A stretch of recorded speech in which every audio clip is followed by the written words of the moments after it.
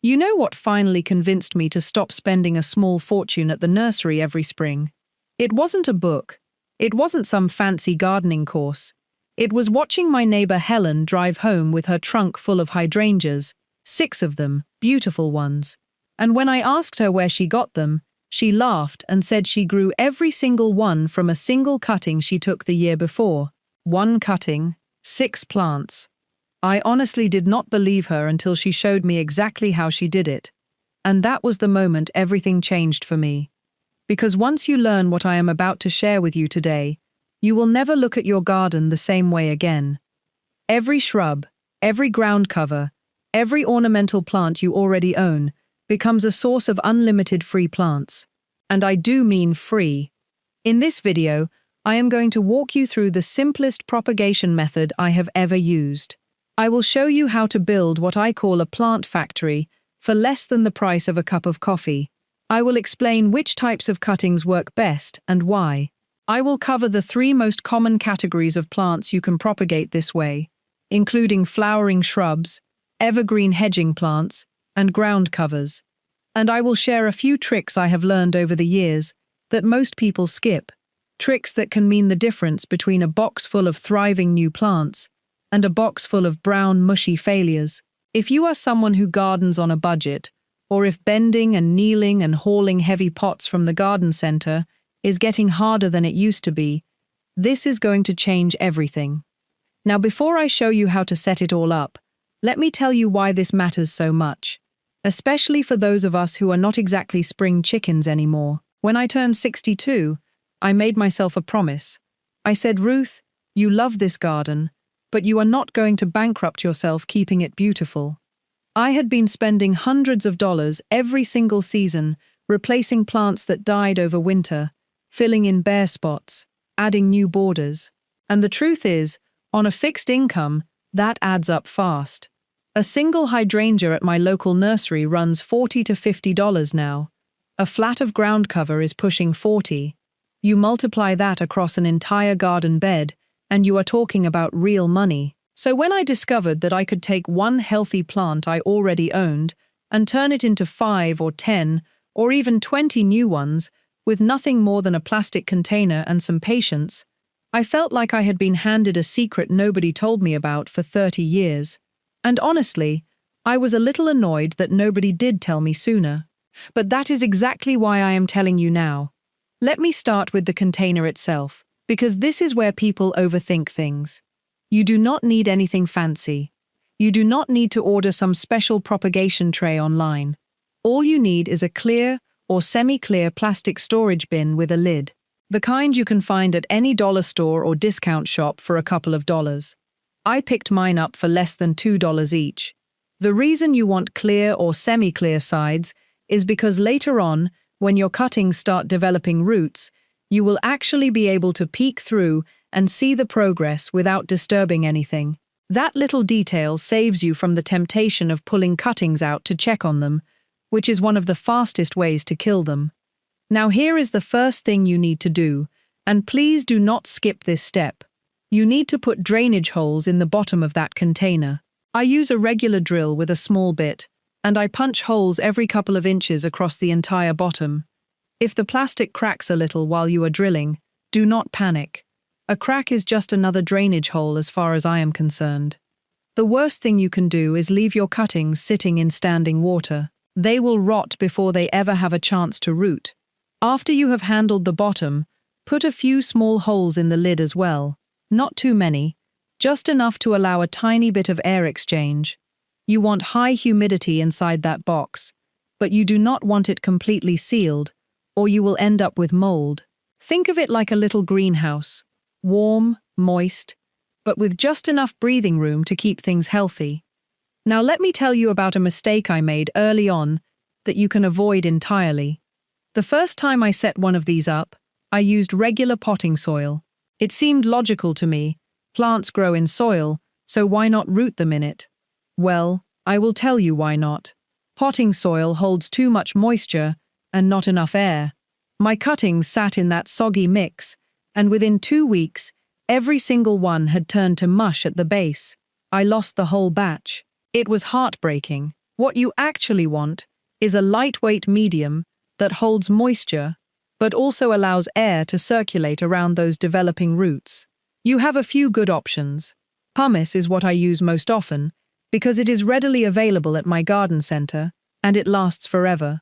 It is basically puffed volcanic rock, very lightweight, reusable season after season.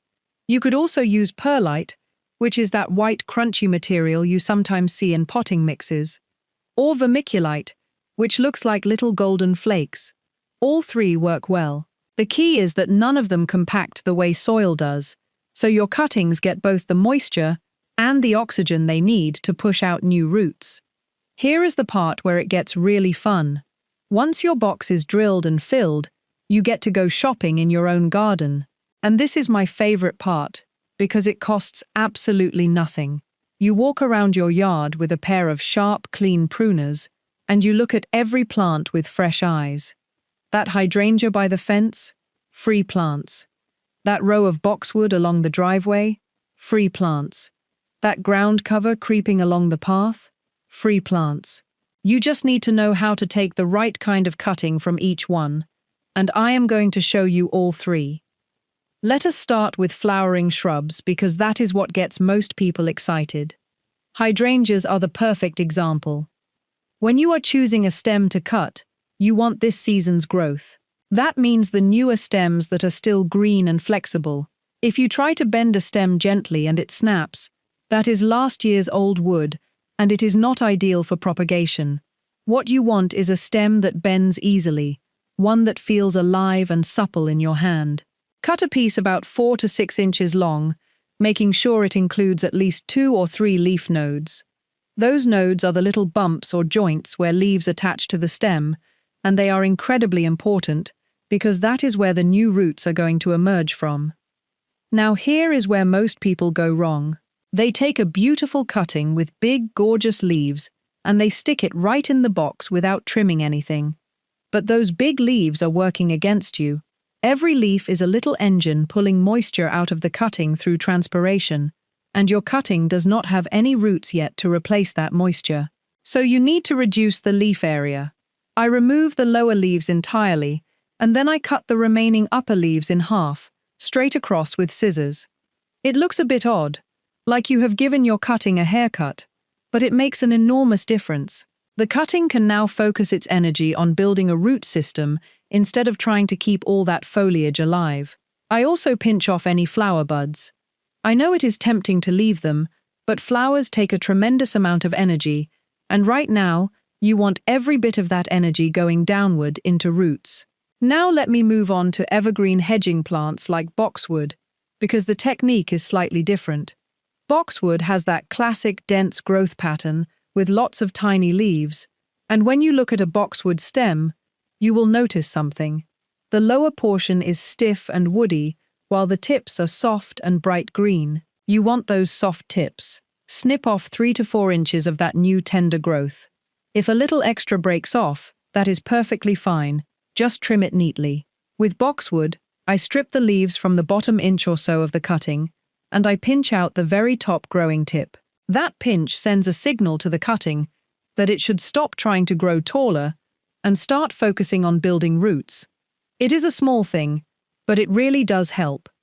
And now ground covers, which are honestly my favorite thing to propagate because they multiply so fast and because they are shockingly expensive to buy in quantity. I have a long border in my garden, about 60 feet, that I filled entirely with pachysandra. If I had purchased every flat I needed at retail prices, I would have spent a small fortune. Instead, I bought 2 flats and propagated the rest myself over 2 seasons. Ground cover cuttings are usually small and simple. You strip the lower leaves, pinch the growing tip, and make sure you have at least a couple of leaf nodes that will be below the surface of your propagation medium. Those nodes are your root factories. Here is an original tip I want to share that I rarely see anyone talk about. Before you put any cutting into your propagation box, give the base of each cutting a very light scrape with the edge of your pruners or a clean knife. Just barely scrape the outer layer of the stem on one side near the bottom.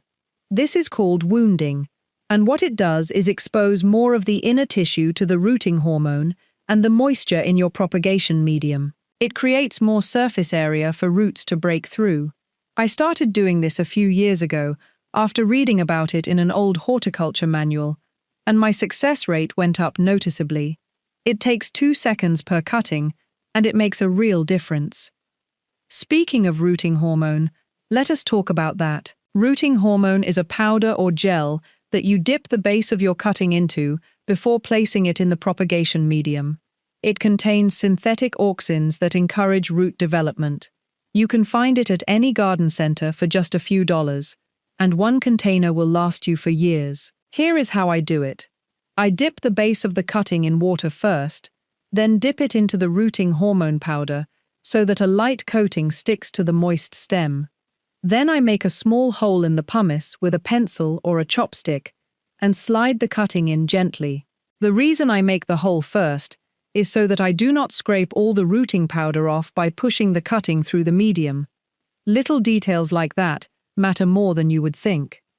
Now here is another trick I have learned the hard way. When you are filling your propagation box with cuttings, resist the urge to jam them in so close together that the leaves are all touching and overlapping. I know space feels precious, and you want to maximize every inch, but crowded cuttings create pockets of stagnant moisture between the leaves, and that is an invitation for fungal problems. Give each cutting a little breathing room.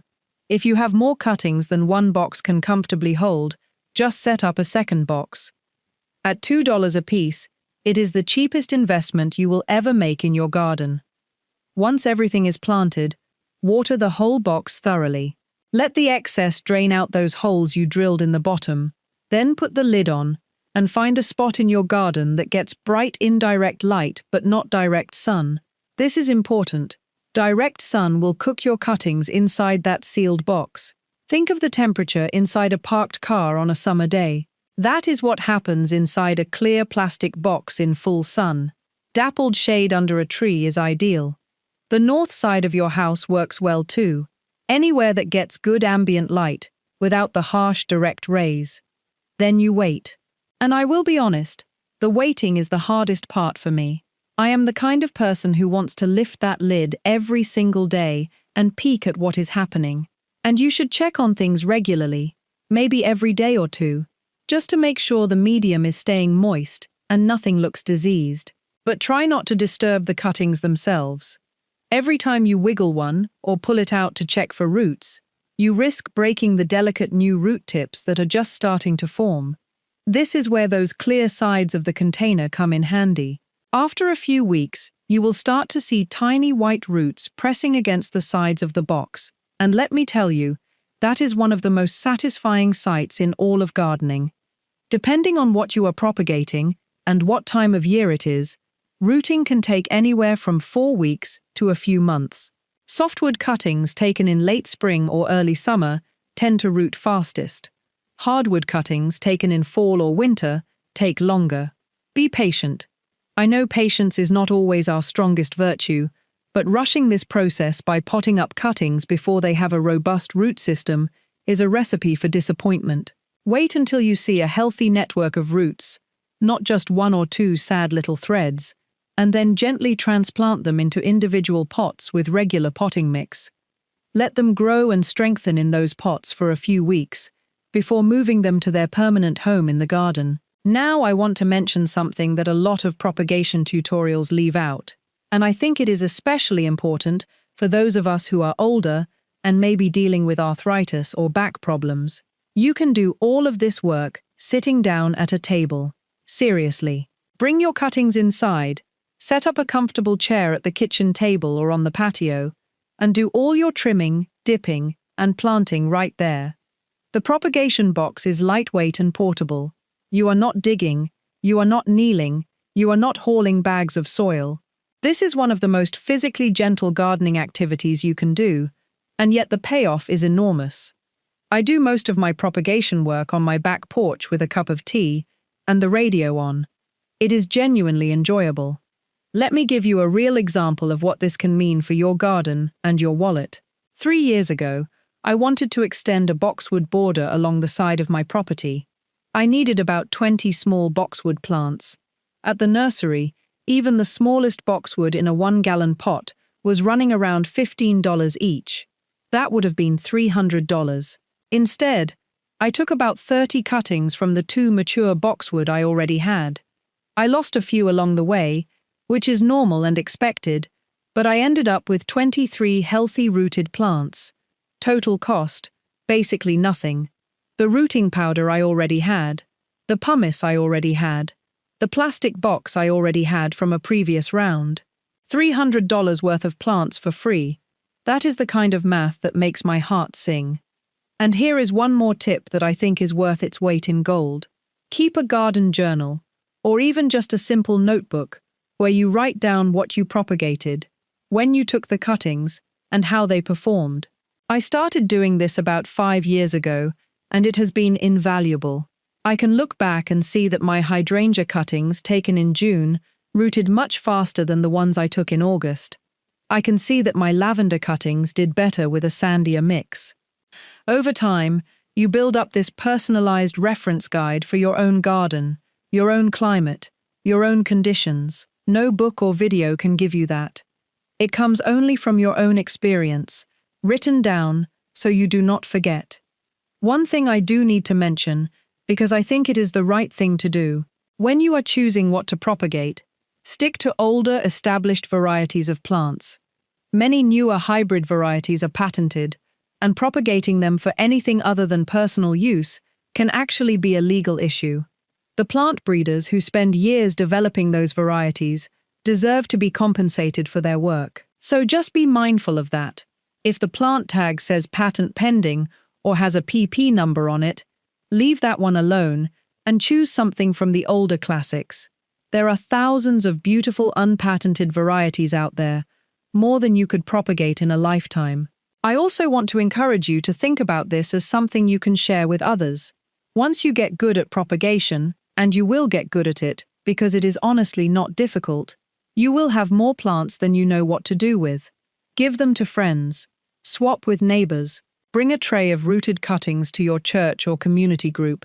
I have made some of my closest garden friendships by showing up at someone's door with a little pot of something I grew myself. There is something deeply satisfying about being the person who can say, "Here, I grew this for you. It came from my garden." It connects people in a way that very few other things do. So here is what I want you to do right now, today, before you forget about this or get distracted by something else. Go find a plastic container with a lid. It does not have to be fancy. Drill some holes in the bottom and a few in the top. Fill it with perlite or pumice or vermiculite, whatever you can get your hands on. Then go outside and take 3 cuttings from any healthy plant in your garden. Just 3. Follow the steps I showed you. Trim them, dip them, plant them, water the box, put the lid on, and tuck it into a shady spot. That is it.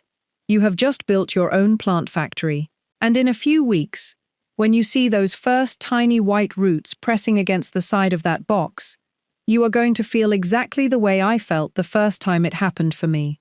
Like the whole world of gardening just got a little bigger and a whole lot more affordable. Thank you so much for spending this time with me today. I know your time is valuable, and I truly appreciate that you chose to spend some of it here. If this was helpful, come back next time, because I have got a lot more money-saving garden tricks to share, and I think you are going to love what is coming. Until then, happy gardening, and I will see you soon.